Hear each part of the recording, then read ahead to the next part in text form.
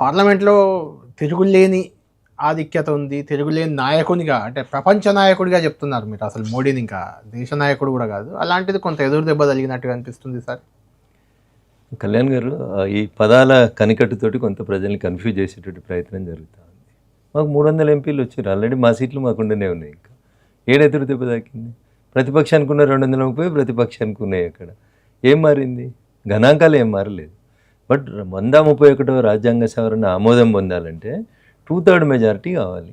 ఆ 2/3 మెజారిటీ లేదు కాబట్టి 131వ రాజ్యాంగ సవరణ లోక్సభ లోపల వీగిపోయింది. ఇట్ ఈస్ ట్రూ, అదే అడ్మిటెడ్ ఫ్యాక్ట్. కరెక్ట్. మా 300 మేనేజ్మెంట్ ఇలాంటి బిల్లుల విషయంలో ఇలాంటివి పెట్టే ముందు ఏ పార్టీ అయినా కొంత ఫ్లోర్ మేనేజ్మెంట్ చేయడం, ప్రతిపక్షాలతో మాట్లాడుకోవడం, వాటికి ఆమోదం వస్తుంది అనుకుంటేనే ముందుకెళ్ళడం, లేకుంటే సైలెంట్గా ఉండడం జనరల్ ప్రాసెస్లో జరుగుతుంది. పార్లమెంటరీ వ్యవస్థలో ఎవరైనా 2/3 కావాలని మీకు. భారతీయ జనతా పార్టీ గురించి మేము ఎప్పుడు మాట్లాడినా ఒక మాట చెప్తాం. Bharatiya Janata Party is a party with difference. మిగతా రాజకీయ పార్టీలాగా ఏది పడితే చెయ్యం మేమని చెప్తాం. ఈ బిల్లు ప్రవేశపెట్టే కంటే ముందు భారత పార్లమెంటరీ ప్రజాస్వామ్యంలో పార్లమెంటరీ వ్యవహారాల శాఖ మంత్రి అయినటువంటి కిరణ్ రిజిజు గారు అన్ని పార్టీల అధ్యక్షుల ఇళ్లకి, పార్టీల నాయకుల ఇళ్లకి వెళ్ళి బిల్లు యొక్క ఇంపార్టెన్స్ని భారత ప్రజలందరి ముందు ఉంచడానికి ప్రయత్నం చేస్తూ ఉన్నాం. స్పెషల్ సెషన్ పెడతా ఉన్నాం, మీరు సహకరించండి అని ప్రతిపక్ష పార్టీల నాయకులు అందరి ఇళ్లలో కూడా కిరణ్ రిజిజు గారు పర్సనల్గా వెళ్ళి బిల్లు యొక్క ఉద్దేశాన్ని వారికి ఎక్స్ప్లెయిన్ చేసి వచ్చినారు. దీంట్లో 2 అంశాలని మనం చూడాల్సింది. 131వ రాజ్యాంగ సవరణ వీగిపోయింది. తమిళనాడు ఉంటుంది, తమిళనాడు ఢిల్లీని ఓడించింది అంటాడు. రేవంత్ రెడ్డి ఢిల్లీలో కూర్చొని అంటాడు, నేను చేసిన ప్రయత్నం వల్లనే ఢిల్లీలో ఈ 131 రాజ్యాంగ సవరణ వీగిపోయింది అంటాడు. మేము ఓడిపోలేదు, మీరు అర్థం చేసుకోండి. మాకు ఓట్లు తగ్గలేదు, ఇన్ఫాక్ట్ మాకు 4 ఓట్లు పెరిగినాయి కూడా, మీరు అది అర్థం చేసుకోండి. బిల్ పాస్గా వీగిపోయింది అంటున్నారు. పాస్ అవుట్ ఉండదు. అది 2/3 మెజారిటీ వస్తే ఆ రాజ్యాంగ సవరణకి ఆమోదం పొందినట్టు చెప్తారు. సో రాజ్యాంగ సవరణ ఎందుకు చేయాల్సి వచ్చింది అనేది ఫస్ట్ మనం ఆలోచించుకోవాలి. చాలామంది డీలిమిటేషన్ చేస్తారట, ఏదో 2 రాష్ట్రాల సీట్లతో ప్రధానమంత్రి అవుతాడట, 3 రాష్ట్రాల ప్రధానమంత్రి అవుతాడంట. ఇట్లా ఒక బ్రిటన్ తత్వవేత్త చెప్పినట్టు నిజం నిద్ర లేచేసరికి అబద్ధం ప్రపంచాన్ని చుట్టొస్తుందని, ముఖ్యమంత్రి కుర్చీలో ఉన్నామని, మీడియా కంట్రోల్లో ఉందని, కంట్రోల్లో లేకపోతే కంట్రోల్లో పెట్టొచ్చని, మనం ఏది చెప్తే అదే రాయాలని, మనం ఏది చెప్తే అదే వేదం అన్నట్టు రీతి లోపల 10 ఏళ్ళ ఒక ఆయన చెలరైపోయిండు. పోయి ఎల్లెలకలు పడితే ఇప్పుడు ఏడున్నాడో చూస్తున్నారు. ఇప్పుడు ఈయన కూడా అదే పని చేస్తూ ఉన్నాడు. అధికారం ఆ పొరను అట్లా ఏర్పాటు చేస్తుంది ముఖ్యమంత్రులకి. ఆ పొరతోటి వాళ్ళు అట్లా బిహేవ్ చేస్తూ ఉన్నారు. మీరెంత మీ బలం ఎంత అనేది మీరు అర్థం చేసుకోవాలి. మేము ఎదిగిన కొద్దీ ఒదగాలనే సిద్ధాంతంతో ఉన్నాం కాబట్టి ఒకటోసారి, రెండోసారి, మూడోసారి, రేపు మీరు ఎవరు సపోర్ట్ చేసినా చేయకుండా 4వసారి కూడా ఈ దేశానికి ప్రధానమంత్రి మళ్ళీ నరేంద్ర మోడీ గారే అవుతారు. మీకేం ఆశ్చర్యపోవాల్సిన అవసరం లేదు. ఆయన ఇంతింతాయి వటుడింతాయి అన్నట్టు మీరే చెప్పారు కదా, ప్రపంచంలోనే ఒక గొప్ప నాయకునిగా ఎదిగింది. ఆయనకు తిరుగులేదు. ఇవన్నీ ఏనుగుపోతుంటే మరుగే కుక్కలు మరుగుతూనే ఉంటాయి. ఏ కుక్క టైం వచ్చినప్పుడు ఆ కుక్క మరుగుతుంది, వెళ్ళిపోతుంది పక్కకి తప్ప వాళ్ళు చేయగలిగేది చేసేది కూడా ఏం లేదు. నేను ఇంత కాన్ఫిడెంట్గా చెప్తా ఉన్నాను. ఇకపోతే మన రాష్ట్ర ముఖ్యమంత్రి గారు పోయి నేనేదో ఢిల్లీలో కూర్చొని 3 రోజులు చక్రం తిప్పిన 131 రాజ్యాంగ సవరణ వీగిపోయింది అని చెప్తున్నారు. మీరు 131 రాజ్యాంగ సవరణ ఎందుకు తేవాలనుకుంది భారత ప్రభుత్వం, నరేంద్ర మోడీ గారి నాయకత్వంలో అనేది ప్రజలకు ఒక నిమిషం నేను చెప్పనియాలి మీరు దయచేసి. చెప్పండి. సో భారత పార్లమెంట్లో లేదా భారత పార్లమెంట్ నడిచే విధానం అంతా భారత రాజ్యాంగం మీద డిపెండ్ అయి ఉంటుంది. గౌరవనీయులు బిఆర్ అంబేద్కర్ గారి నాయకత్వంలో దాదాపు మేధావులందరూ, దేశంలో ఉన్న వివిధ రంగాల మేధావులంతా కలిసి ఒక రాజ్యాంగాన్ని రాశారు. ఏం చెప్తుంది భారత రాజ్యాంగం? ప్రతి 10 సంవత్సరాలకు ఒకసారి పెరిగిన జనాభా అవసరాలను బట్టి రాష్ట్రాల్లో పార్లమెంట్లో సీట్లను సవరణ చేయాలనేది భారత రాజ్యాంగం చెప్తుంది. జనాభా ప్రాతిపదికన పెరిగిన జనాభా అని చెప్పింది, జనాభా ప్రాతిపదికన చేయమని చెప్పింది. అవును. సో 1971లో అప్పుడు ఉన్నటువంటి కాంగ్రెస్ ప్రభుత్వం ఇప్పుడున్నటువంటి 543 స్థానాలు అనేటిది అప్పుడున్నటువంటి జనాభా రీత్యా ఫిక్స్ చేసినారు. సో 1971 నుంచి కళ్యాణ్ గారు ఇప్పుడు మనం 2026కు వచ్చినాం. అవి 29 సంవత్సరాలు, ఇవి 26 సంవత్సరాలు. అంటే 55 సంవత్సరాల నుంచి పార్లమెంట్ సభ్యుల సంఖ్యను పెంచడం కానీ పునర్వ్యవస్థీకరించడం కానీ ఎక్కడ జరగలేదు. ఎంతైంది కళ్యాణ్ గారు? 55 సంవత్సరాలు. అంటే దాదాపు 2 తరాలు, 2 పీఢీలు మారిపోతాయి. 1971 అంటే ఇందిరాగాంధీ పోయింది, రాజీవ్ గాంధీ పోయింది, రాహుల్ గాంధీ వచ్చిండు, రాహుల్ గాంధీ కూడా తెల్లెంటికలు వచ్చినాయి, ఈయన కూడా రేపో మాపో పోతాడు. 56 years నుంచి మీకు లోక్సభలో reorganisation of the parliament seats జరగలేదు. ఇప్పుడున్న రాజ్యాంగం ప్రకారం, భారత రాజ్యాంగం, బిఆర్ అంబేద్కర్ గారు భారతదేశానికి ఇచ్చిన రాజ్యాంగం ప్రకారం ప్రతి 10 సంవత్సరాలకు ఒకసారి జనగణన తర్వాత సీట్ల సంఖ్యని మార్చడం, చేర్చడం, తగ్గించడం, పెంచడం ఇవన్నీ చేయాలి. చేయలేదు. 71 నుంచి చేయలేదు. ఇప్పుడు 2026లో చేయాలి అని భారత ప్రభుత్వం ఒక ఆలోచన చేసింది. వెంటనే దక్షిణాదిలో ఉన్నటువంటి తమిళనాడు ముఖ్యమంత్రి గారు, తెలంగాణ ముఖ్యమంత్రి గారు, కర్ణాటక ముఖ్యమంత్రి గారు ఇట్లా కొందరు సన్నాయి నొక్కులు మొదలుపెట్టారు. ఏమని, మేము 1971లో భారత ప్రభుత్వం చెప్తే మేము జనాభాని నియంత్రించినాము, ఇంటికి ఒకరిని ఇద్దరిని కనడం స్టార్ట్ చేసినాము, కాబట్టి దక్షిణ భారతదేశంలో జనాభా తగ్గింది, ఉత్తర భారతదేశంలో జనాభా నియంత్రించలేదు కాబట్టి అక్కడ జనాభా పెరిగింది. కాబట్టి ఇప్పుడు ఉన్నటువంటి భారత రాజ్యాంగం ప్రకారం అంబేద్కర్ గారు చెప్పిన దాని ప్రకారం పెంచితే ఉత్తర భారతదేశానికి సీట్లు ఎక్కువ పెరుగుతాయి, మీరు చెప్పింది విన్నందుకు, మేము మంచి చేసినందుకు మాకు సీట్లు తగ్గుతాయని అన్ని రాష్ట్రాల ముఖ్యమంత్రులు ఒక వాయిస్ని దక్షిణ భారతదేశం నుంచి మొదలుపెట్టినారు. కరెక్టే కదా అది. సో అందుకని భారత ప్రభుత్వం ఏం చేసిందంటే ఈ అపవాదం మన మీదకి రావద్దు, దక్షిణ భారతదేశ ప్రజలు అట్లా ఫీల్ కావద్దు అనే ఉద్దేశం కొద్దీ అన్ని రాష్ట్రాల లోపల 50% ఆఫ్ ద సీట్లు పెంచుకుంటూ పోదామని ఒక కొత్త ప్రతిపాదన తీసుకొచ్చారు. సరే, దాని మీద కూడా రకరకాలైనటువంటి చర్చలు జరిగినాయి. తెలంగాణ ముఖ్యమంత్రి ఒక అడుగు ముందుకేసి జిఎస్డిపి బేసిస్గా మీరు పెంచుర్రి, మేము హైబ్రిడ్ నమూనాని, కొత్త నమూనాని ప్రపోజ్ చేస్తున్నామని తెలంగాణ రాష్ట్ర ముఖ్యమంత్రి గారు ఒక కొత్త మాట అనేసి వచ్చేసిండు. నేను అడుగుతా, మరి రేపు తెలంగాణ రాష్ట్రంలో రేపు సీట్లు పెరుగుతాయి, రేపు శాసనసభకు సీట్లు పెరుగుతాయి, మీరు కూడా అదే హైబ్రిడ్ బేసిస్లో పోతారా? అంటే ఏంది మీరు చెప్పాలనుకున్నటువంటి హైబ్రిడ్ విధానం లేదా జిఎస్డిపి విధానం ప్రకారం ఏమవుతుంది? హైదరాబాద్ చుట్టూ ఉన్న జిల్లాలు, రంగారెడ్డి కానివ్వండి, మేడ్చల్ కానివ్వండి, సంగారెడ్డి కానివ్వండి, వికారాబాద్ కానివ్వండి, ఏవైతే హైదరాబాద్ చుట్టూ ఎక్కువ జిఎస్డిపిని ఇస్తున్న జిల్లాలు ఉన్నాయో వాళ్ళకే మొత్తం పెరిగిన ఎమ్మెల్యేలన్నీ ఇచ్చేద్దామంటే ఇన్నే మరి ఇప్పుడున్న 24 బదులు అప్పుడు 70 సీట్లు అవుతాయి. అప్పుడు అట్లా హైదరాబాద్కి ఇస్తారా మీరు? అంటే జిఎస్డిపి బేసిస్ లేదా హైబ్రిడ్ బేసిస్ అని ఏదైతే మీరు మాట్లాడుతున్నారో, రేపు తెలంగాణ రాష్ట్రంలో ఎమ్మెల్యే సీట్లు పెంచాలన్నప్పుడు కూడా అట్లా పెంచితే మా దుబ్బాక ఉండకపోవచ్చు, మీ కొడంగల్ ఉండకపోవచ్చు. ఇదెందుకు అర్థం కావట్లేదు మీకు? సో అందుకని ఏదో ఒకటి అనాలి, ఏదో ఒకటి చేయాలి, చేసి మేము గొప్పలం అనిపించుకోవాలి. మా కాంగ్రెస్కి ఢిల్లీలో నాయకత్వం ఖతం అయిపోయింది కాబట్టి దక్షిణ భారతదేశానికి నేనే హీరోనని చెప్పించుకొని రేపు ఎప్పుడన్నా ఖర్గే గారిగా నడవత్తలేదు, కూసవత్తలేదు కాబట్టి ఖర్గే గారు రిటైర్డ్ అయితే రాహుల్ గాంధీ ఆ కుర్చీకి ఆయనంతలో ఆయనే శాశ్వతంగా దూరం ఉంటున్నాడు, నన్ను ప్రమోట్ చేస్తారేమో అని ఆశకు దక్షిణాదికి ఈయననే హీరో అన్నట్టు క్లెయిమ్ చేసుకుంటున్నట్టు కనబడుతుంది తప్ప nothing is there in the Telangana CM's logic. దాంట్లో లాజికే లేదు అక్కడ. పోనీ మేము చెప్పిన దాంట్లో ఏం లాజిక్ ఉందో ప్రజలకు చెప్పాలనుకున్నాం మేము. అందుకనే పార్లమెంట్ ప్రత్యేక సెషన్ తెచ్చినాం. మాకు 2/3 మెజార్టీ లేదనేది మాకు తెలుసు. అయినా మేము చెప్పాలనుకున్నటువంటి విషయాలు ప్రజలకి, పార్టీలకు చెప్తే కనీసం అర్థం చేసుకునన్నా ఓటేస్తారేమో ఆత్మ ప్రబోధానుసారం అనుకొని పార్లమెంట్ సెషన్ని పెట్టడం జరిగింది. మేము చెప్పినటువంటి లెక్క ప్రకారం పోతే అంటే 50% ఆఫ్ ద సీట్స్ పెరిగితే ఏం జరుగుతుంది అనేది లెక్కేసుకుందాం. ఉదాహరణకు వీళ్ళు దక్షిణ భారతదేశానికి ఛాంపియన్గా 5 రాష్ట్రాలు చెప్తారు. తమిళనాడు తీసుకోరు సార్. తమిళనాడులో ఇప్పుడున్న సీట్లు 39 లోక్సభ స్థానాలు ఉన్నాయి. 50% పెరుగుతాయంటే 20 పెరుగుతాయి. 39కి వెళ్ళి 50 అవుతాయి సార్. ఇప్పుడు ఈ 131వ రాజ్యాంగ సవరణ వీగిపోయిందంటే పాత రాజ్యాంగమే ఉన్నట్టు కదా. పాత రాజ్యాంగం ఏం చెప్పింది? జనాభా ప్రాతిపదికన చేయమంటుంది. ఇంకా నష్టం. ఇప్పుడు జనగణన స్టార్ట్ అయింది. కులగణన కూడా చేస్తున్నాం మేము. జనగణన చేస్తున్నాం, కులగణన కూడా చేస్తుంది భారత ప్రభుత్వం. దేశవ్యాప్తంగా చేస్తాం. ఇప్పుడు నెక్స్ట్ భారత ప్రభుత్వం ముందున్నటువంటి ఆప్షన్ ఏంది? 2026 జనాభా లెక్కలు అయిన తర్వాత ఈ జనాభా లెక్కల ప్రకారం సీట్లను పునర్విభజన చేయాలి. చేస్తాం. ఎందుకంటే 56 ఏళ్ళు అయింది కాబట్టి చేయలేదు, 59 ఏళ్ళు అయింది కాబట్టి చేస్తాం. చేసినప్పుడు ఏం జరుగుతుంది? ఇవాళ మాట్లాడినటువంటి దక్షిణాది రాష్ట్రాల ముఖ్యమంత్రుల్ని, అప్పటి నుంచి ఉన్నటువంటి అంబేద్కర్ గారి రాజ్యాంగాన్ని రెండింటిని క్రోడీకరించి ముందుకు తీసుకుపోతే దక్షిణాది రాష్ట్రాల లోపల సీట్ల సంఖ్య తగ్గుతుంది. కళ్యాణ్ గారు, అవును, ఇది దయచేసి తెలంగాణ సమాజం కానీ దక్షిణాది రాష్ట్రాల ప్రజలు కానీ అర్థం చేసుకోవాలి. ప్రతి రాష్ట్రంలో ఇంక్లూడింగ్ కర్ణాటక, తమిళనాడు, కేరళ, ఆంధ్రప్రదేశ్, తెలంగాణ, ఈ 5 రాష్ట్రాల్లో ఇప్పుడున్నటువంటి సీట్ల సంఖ్య కొన్ని చోట్ల 2, కొన్ని చోట్ల 3, కొన్ని చోట్ల 5 సీట్లు కూడా తగ్గిపోయేటువంటి పరిస్థితి. అంటే రేవంత్ గారు ఇప్పుడు రేవంత్ రెడ్డి అడ్డుకున్న విధానం వల్ల సౌత్ కు నష్టం జరుగుతుందంటారా? నష్టం జరగబోతుంది. రెడ్డి, స్టాలిన్ ఎవరు మాట్లాడినారు అనేది పక్కన పెట్టండి. 131వ రాజ్యాంగ సవరణ వీగిపోవడం వల్ల నష్టం ఎవరికంటే దక్షిణ భారతదేశానికి నష్టం జరుగుతుంది. కళ్యాణ్ గారు, ఇప్పుడు ఎన్డీఏ ప్రభుత్వం నరేంద్ర మోడీ గారు ప్రతిపాదించిన లెక్క ప్రకారం తీసుకుంటే తెలంగాణలో 17 ఎంపీలు ఉన్నాయి. 50% పెరుగుతుంది. అంటే 17లో సగం 9, 8.5 చేయలేం కాబట్టి 9 చేస్తాం. 17 + 9 26 సీట్లు వస్తాయి. ఆంధ్రప్రదేశ్ 25 సీట్లు ఉన్నాయి. 25 సీట్లలో సగం 13, 25 + 13 38 సీట్లు. తమిళనాడు తీసుకోండి, 39 ఉన్నాయి ఇప్పుడు లోక్సభ స్థానాలు. సగం 20 కలుస్తాయి, 59కి పెరుగుతుంది. కర్ణాటక ఉంది, 28 ఎంపీ సీట్లు ఉన్నాయి, 14 పెరుగుతాయి, 42 స్థానాలకు పోతుంది. మిగిలింది కేరళలో 20 సీట్లు ఉన్నాయి, 20కి 10 కలుస్తాయి, 30 పెరుగుతాయి. అంటే ఇవాళ దక్షిణ భారతదేశంలో ఉన్న 129 మంది ఎంపీల సంఖ్య రేపు 50%ని పెంచడం వల్ల 196 స్థానాలకు పెరుగుతుంది. ఏదో పర్సంటేజ్ తగ్గుతుందని ఒక ముచ్చట తీసుకొచ్చారు. అంకెలు ఇట్లుంటే పర్సంటేజీలు తగ్గుతుంది అని చెప్పిండ్రు.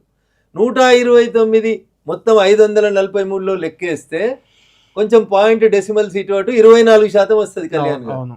రేపు 196ను కూడా మళ్ళీ మీరు పెరిగిన 816 స్థానాలలో లెక్కేస్తే మళ్ళీ 24% ఉంటుంది.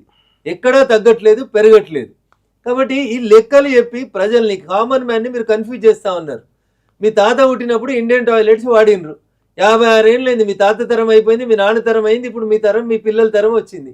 Can you use the Indian toilet now in old house? Toilet మారుస్తున్నావు నువ్వు. టాయిలెట్ని ఏం చేస్తున్నావు? ఇండియన్ టాయిలెట్ని వెస్ట్రన్ టాయిలెట్కి మారుస్తున్నావు.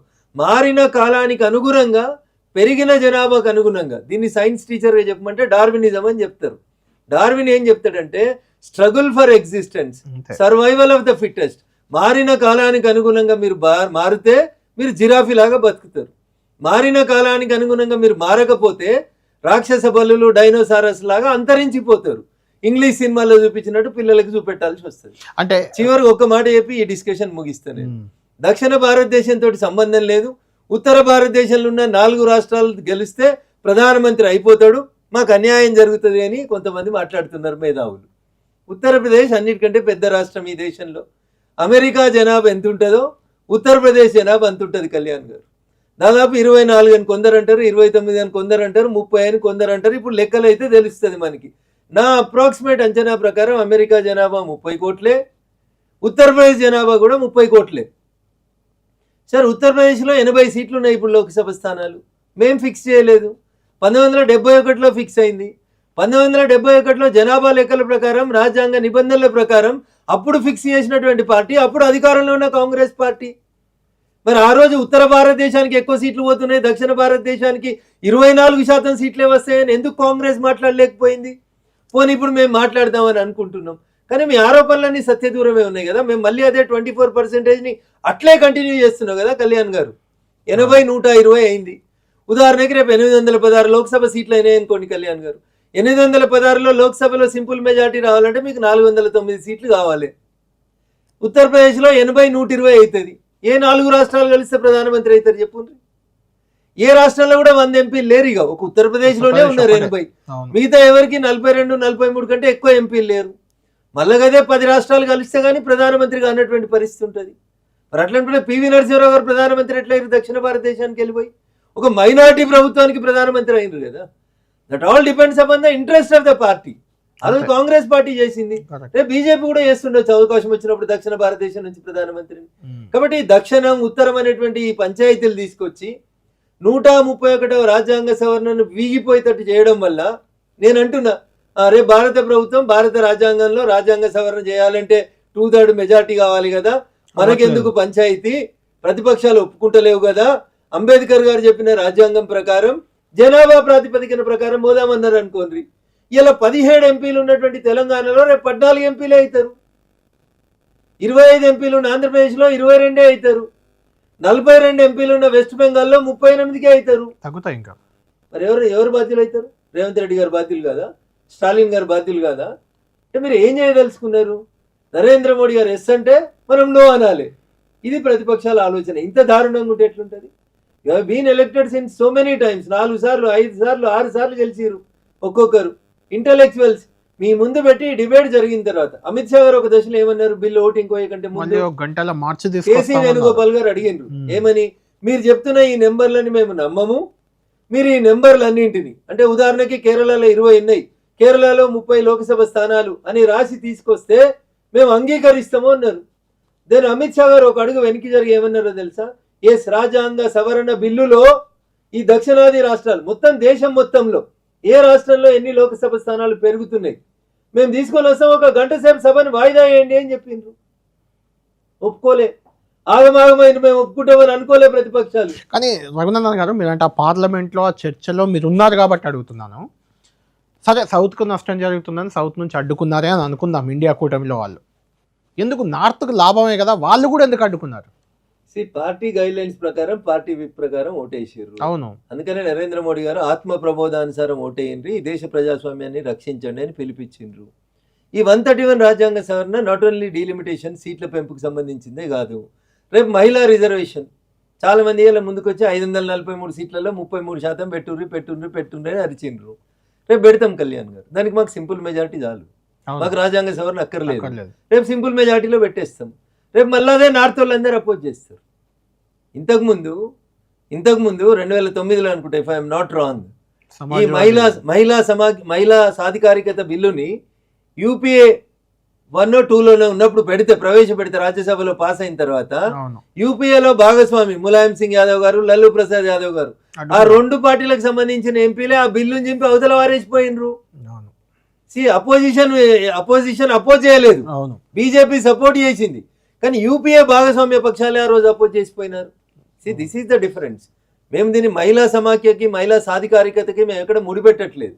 మేము ఏం చెప్తున్నామంటే, పురుషాధిక్య ప్రపంచంలో మహిళల్ని రానివ్వడానికి 3 దశాబ్దాల నుంచి కొట్లాట జరుగుతుంది. నా సీట్ ఎడబోతుందనే భయానికి ఏ రాజకీయ పార్టీ ఆ నాయకుడు ఒప్పుకుంటలేడు. కాబట్టి మోడీ గారు ఎట్లాగూ పెంచాల్సిన అవసరం ఉంది. దాదాపు 55 ఏళ్ల నుంచి సీట్లు పెంచలేదు కాబట్టి డీలిమిటేషన్ చేద్దాం. మహిళా రిజర్వేషన్ బిల్లుని ఏదైతే 2023 సెప్టెంబర్ మహిళా సాధికారిత బిల్లుని అన్ని పార్టీలు కలిసి ఏకాభిప్రాయంతో మనం పాస్ చేసినామో వాళ్ళని గౌరవించుకొని 29 ఎన్నికల నుంచి పెడదాం. ఈ జనగణన ఒకవేళ లేట్ అవుతుంది కాబట్టి, అప్పటి వరకు అందుతుందో అనే భయం ఉంది కాబట్టి ఇప్పుడు ఈ రకంగా ప్రపోజ్ చేద్దాం, దక్షిణాది కూడా నష్టం జరగదని ఒక మంచి ప్రతిపాదనతో భారత ప్రభుత్వం ముందుకు వచ్చింది. అంటే ఈ రెండింటిని మిక్స్ చేసింది అదే రీజనా రఘునందన్ గారు? అంటే మగ ఎంపీల సీట్లకు ఎక్కడ ఇబ్బంది కలగకుండా ఫిమేల్కి రిజర్వేషన్ ఇచ్చుకోవచ్చు, సీట్లు పెంచుకోవచ్చు, అంటే ఆ బిల్లుని ఈ బిల్లు లింక్ చేసింది అందుకేనా? ఇక్కడ రాజ్యాంగ సవరణ చేయాలనే ప్రయత్నం చేసినాం తప్ప లింక్ చేయలేదు. ఒక నిమిషం వినండి, మేము దాన్ని విత్డ్రా చేసుకున్నాం బిల్లుని. ఎందుకు విత్డ్రా చేసుకున్నాం? రేపు మాపు వచ్చే సెషన్స్ లో 543 స్థానాలలో 33 స్థానాలు మహిళలకు కావాలని పెట్టేస్తాం, మళ్ళీ బిల్లు పెట్టేసి సింపుల్ మెజారిటీతో పాస్ చేస్తాం. అది ఇష్యూ కాదు మాకు. దాన్ని దీన్ని ఎందుకు లింక్ చేశారు? లింక్ చేయలేదు. మేము 3 వేర్వేరు బిల్లులు పెట్టినాం. సెషన్ లో 3 రోజులు ప్రత్యేకంగా చర్చ జరుగుతున్నప్పుడు అన్ని బిల్లుల మీద, మిగతా టైంలో అయితే క్వశ్చన్ అవర్, 0 అవర్, 317 ఇట్లా రకరకాల చర్చలు ఉంటాయి కాబట్టి ఎక్స్క్లూజివ్ గా ఈ 3 బిల్లుల మీద చర్చించుకుందామని పెట్టినాం. రాజ్యాంగ సవరణ బిల్లు వీగిపోయిన తర్వాత మీకు నచ్చింది మీరు పాస్ చేసిరని మళ్ళీ అనకుండా మేము విత్డ్రా చేసుకొని మళ్ళీ ప్రవేశపెడతాం. ఈవెన్ నిన్న రాత్రి జాతిని ఉద్దేశించి మాట్లాడినప్పుడు కూడా గౌరవ దేశ ప్రధాని గారు ఏమన్నారు? ఖచ్చితంగా మేము మరింత తెగువతోటి ముందుకు వస్తాం, బిల్లులు పాస్ చేపిస్తాం తప్ప మేము ఎక్కడ వెనకకు తగ్గుతామని చెప్పలేదు. 100% 543కు చేయమన్నా చేస్తాం, 816కు చేయమన్నా చేస్తాం. ఏ రకంగా అయినా మహిళా రిజర్వేషన్ ఇంప్లిమెంట్ చేసే బాధ్యత నరేంద్ర మోడీ గారి నాయకత్వంలో భారతీయ జనతా పార్టీ తీసుకుంటుంది. మేము ముందుకు పోతాం. ఆ బిల్లులన్నీ సింపుల్ మెజార్టీతోటే పాస్ అవుతాయి, వాటిని కంపల్సరీ పాస్ చేసుకుంటాం. 5 రాష్ట్రాల ఎన్నికల్లో లాభం కోసం అని, లేదంటే మళ్ళీ ఒకసారి మోడీ గెలిచేందుకు కోసం వీటిని సడన్గా తెరపైకి తెచ్చారు. ఇప్పుడు ప్రత్యేక సెషన్, ఇటు ఎన్నికలు ఉన్నాయి, ఎన్నికలు జరగబోతున్నాయి ఈ వీక్లో, ఈ మంత్ ఎండ్ లోపు అయిపోతాయి ఎన్నికలు. ఈ సందర్భంగా తేవడం వెనుక ఖచ్చితంగా బీజేపీ వ్యూహం ఉంది, ఎన్నికల్లో ప్రయోజనం కోసమే. అందులో ముఖ్యంగా మమతా బెనర్జీ అక్కడ ఒక ఫిమేల్ లీడర్ ఉన్నారు కాబట్టి అక్కడ దెబ్బ కొట్టడానికి ఆమెను మహిళా బిల్ తెచ్చారు అనే విమర్శకి. కళ్యాణ్ గారు పార్లమెంట్ లో అమిత్ షా గారు చెప్పినట్టు నేను కూడా మీకు 10 నిమిషాలు బ్రేక్ ఇస్తా. ఒక ప్రశ్న అడుగుతాం మేము, దీనికి సమాధానం చెప్పు.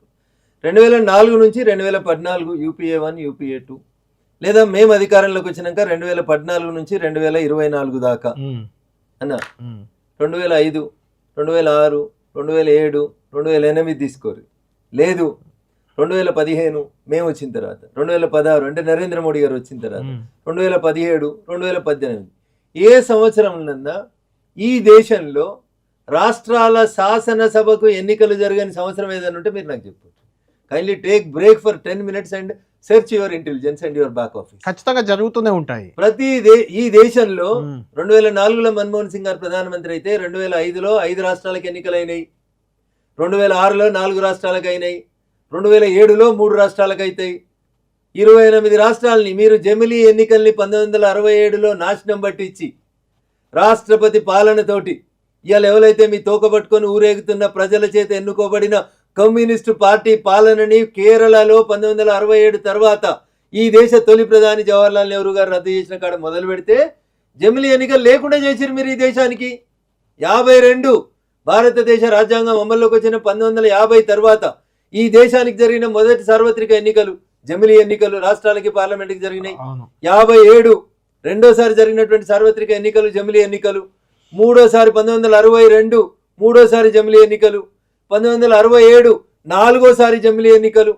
జమిలీ ఎట్లెత్తారు? 2 అంటే కన్ఫ్యూజ్ అవుతారు. ఇలా గింత చదువుకున్నారు, గిన్ని టీవీలు, గిన్ని కంప్యూటర్లు, గింత చాట్ జీపీటీలు, గిన్ని తెలివితేటలు వచ్చిన తర్వాత ఎమ్మెల్యేకి ఎవరికి వేయాలి, ఎంపీకి ఎవరికి వేయాలన్నా ఓటేసుడు తెలియదా? 1952లో వేసిర్రు కన్ఫ్యూజన్ లేకుండా. ఆ రోజు ఈ దేశ లిటరసీ రేట్ 35% లేదు. ఇలా 70% దాటింది లిటరసీ రేటు.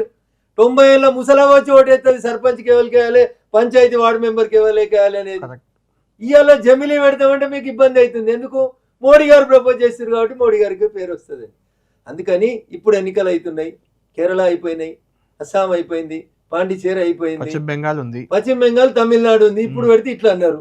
సరే ఈ సంవత్సరం 26లో ఉన్నాం. ఇప్పుడు ఆపి 27లో పెట్టినామనుకోండి, కళ్యాణ్ గారు మోడీ అన్నారు. ఉత్తరప్రదేశ్ లో గెలిస్తే ఎందుకు పెట్టిర్రు అంటారు. అరే ఇదేమన్నా ఏమన్నా? ఏ సంవత్సరం అన్నా ఈ దేశంలో ఎన్నికలు లేని సంవత్సరం ఒక్కటి చూపెట్టన్నా. మనకు బుద్ధి వచ్చిన 2004 కాడికి లెక్కేసుకుందాం. 2004 మన్మోహన్ సింగ్ కాడికి ఇయ్యాల దాకా ఇగో ఈ ఏడాది ఎలక్షన్లు లేవు ఈ దేశంలో.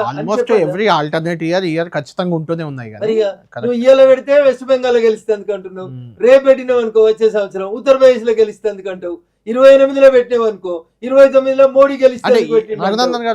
మీరు ఒక పాత సినిమాలో పరచూరి బ్రదర్స్ లో ఒక బ్రదర్ ఒక డైలాగ్ చెప్తాడు, గుర్తు పెట్టుకోండి. వరదలు వచ్చి జనాలంతా బురదలో ఉన్న సందర్భం లోపల ముఖ్యమంత్రి హెలికాప్టర్లు వచ్చిపోయింది అనుకో, ఏం చెప్పాలంటాడు? కింద జనం బురదలో వస్తుంటే ముఖ్యమంత్రి హెలికాప్టర్లకి వెళ్ళి తిరిగిపోయిండని తిట్టాలి. అయిందా? కింద పైన హెలికాప్టర్కి వెళ్ళి రాకుండా కింద బస్సులు వచ్చిండు అనుకో, వరదలు వచ్చి జనం బురదలో వస్తుంటే గవర్నమెంట్ 100 కోట్లు పెట్టి కొట్టిన ఆడ హెలికాప్టర్ ఇడిచిపెట్టి 2 రోజుల తర్వాత నిదానంగా బస్ వేసుకొని వచ్చిండని తిట్టాలి. ఇది పరచూరి గోపాలకృష్ణ సిద్ధాంతం. ప్రతిపక్షం ఎట్లుండాలో ఆయన ఏదో సినిమాలో చెప్తాడు. 30 ఏళ్ల కింద చెప్పిండు ఆయన. అదే రాజకీయం చేస్తున్నారు వీళ్ళు. మేము ఎస్ అంటే వాళ్ళు నో అంటున్నారు. నేను మళ్ళీ చెప్తున్నా, ఏ బిల్లు తెచ్చినా ఏ బిల్లు దేకున్నా 2029 సార్వత్రిక ఎన్నికలలో 4వసారి ఈ దేశంలో ఎన్డీఏ ప్రభుత్వం నరేంద్ర మోడీ గారి నాయకత్వంలో 4వసారి అధికారంలోకి వస్తాం. 100 మంది రేవంతులు, 1000 మంది కేసీఆర్లు, 90 మంది స్టాలిన్లు, 1,00,000 మంది ముఫ్తీ మహమ్మద్ సయ్యద్లు, లేకపోతే మమతా దీదీలు 1,00,000 మంది వచ్చినా 2029 సార్వత్రిక ఎన్నికలలో ఈ దేశంలో మళ్ళీ అధికారంలోకి వచ్చే పార్టీ నరేంద్ర మోడీ గారి నాయకత్వంలో భారతీయ జనతా పార్టీ ఎన్డీఏ ప్రభుత్వం వస్తుంది. రాసి పెట్టుకో కళ్యాణ్.